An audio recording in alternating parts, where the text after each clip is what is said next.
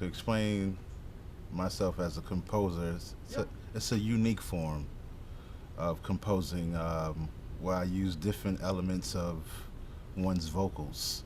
I follow the blueprints of a Bobby McFerrin and a Michael Winslow, Al Jarreau, George Benson, Zap Mama.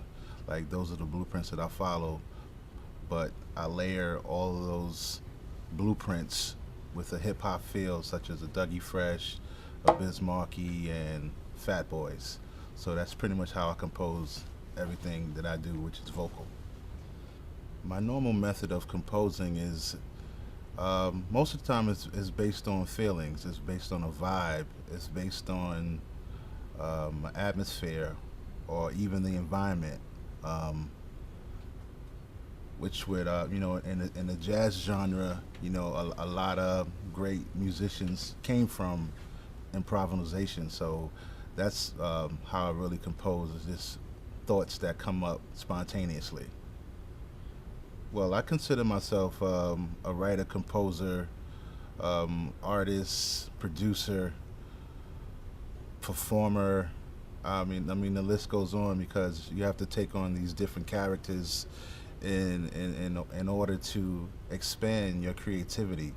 So, I've written for Sean Paul, I've composed for Bjork, also Ben Harper, The Roots, Common, for the most part, many other artists, using sound bites. Like, my catalog is an array of different things that I com- compile together and make it useful for an artist. To explain the process of, being an artist that was born in the Bronx and raised in Queens and then returning to the Bronx, it's a little obscure to see such an artist, especially coming from a hip hop background, to work with a Bjork or a Ben Harper or Mike Patton. It's a little obscure and not the usual norm. But I've always been that type of individual, just my character, to always do something different.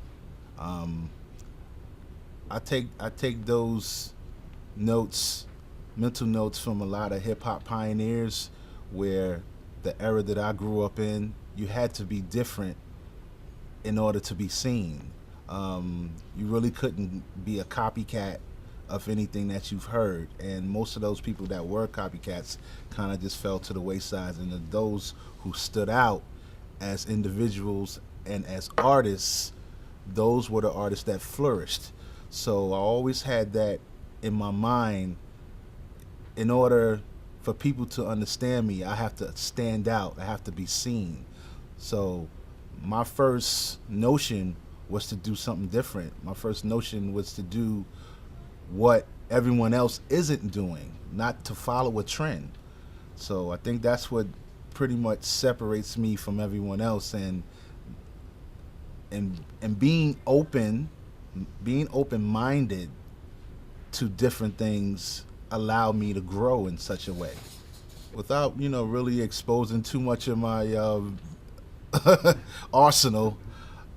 It's just looking at the pioneers that have developed over the years. Like, I mentioned Bobby McFerrin, I've mentioned Michael Winslow, I mentioned Al Jarreau.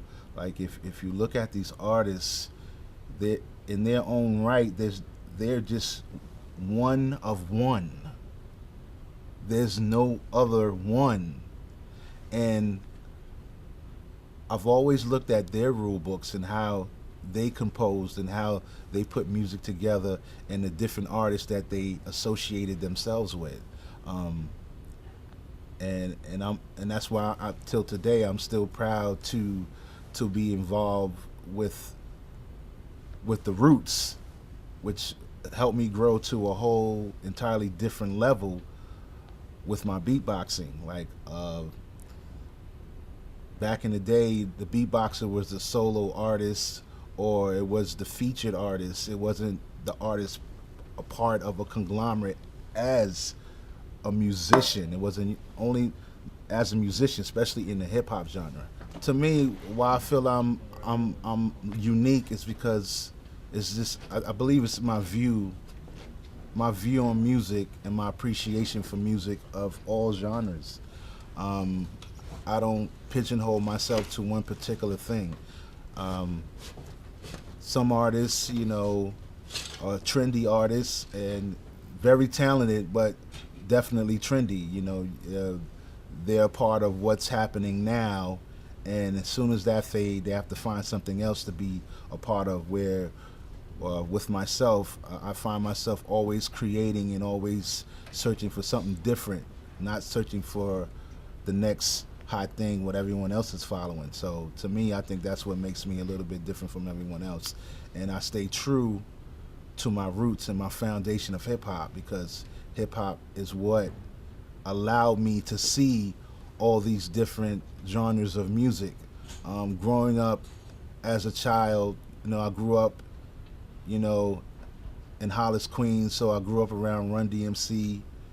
DMC lived around the corner from me, and actually seeing them fuse hip hop and rock, that was another way of connecting to another world. It's like we're in the urban setting, but now we're connecting to a rock setting. So that opened up my mind, and also uh, a family member, my second cousin Raheem from the Furious Five, that was also a huge inspiration for me because they were the first pioneers to ever put rap on a record. So that opened my mind to writing.